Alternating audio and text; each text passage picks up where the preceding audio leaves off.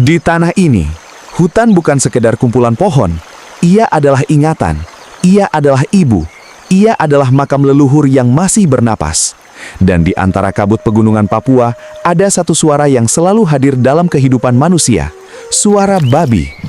Bagi sebagian dunia, babi hanyalah hewan ternak. Tapi bagi banyak masyarakat adat Papua, babi adalah harga diri. Ia dibesarkan seperti keluarga, diberi makan dari hasil kebun kecil, dijaga dalam musim dingin pegunungan, dan diwariskan seperti warisan darah. Seekor babi bisa mendamaikan perang, bisa menikahkan dua keluarga, bisa menyelamatkan harga diri sebuah marga. Karena di Papua, kekayaan tidak selalu dihitung dengan uang. Pesta babi sudah ada jauh sebelum peta negara digambar. Ia lahir dari gunung, dari dingin tanah tinggi, dari manusia-manusia yang belajar hidup bersama alam. Ini bukan sekedar makan bersama, ini adalah bahasa perdamaian. Ketika perang suku berakhir, babi dipotong.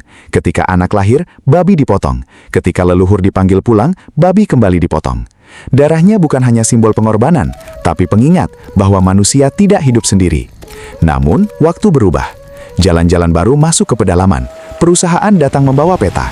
Gunung mulai dibelah, hutan mulai diberi harga. Dan perlahan, pesta babi mulai kehilangan tanahnya. Karena babi hidup dari kebun, kebun hidup dari hutan, dan hutan mulai hilang. Hari ini, pesta babi bukan lagi hanya ritual budaya.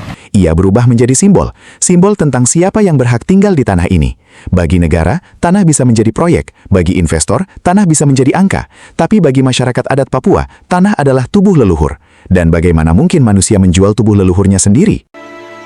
Dunia sering datang ke Papua untuk mengambil cerita, emasnya, hutannya, konfliknya, tapi jarang benar-benar mendengar orang Papua berbicara.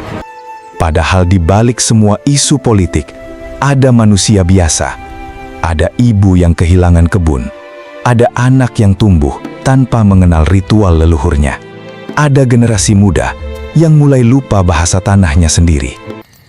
Mungkin suatu hari pesta babi hanya tinggal rekaman, atau mungkin ia akan tetap hidup selama masih ada orang yang percaya bahwa tanah bukan sekadar aset.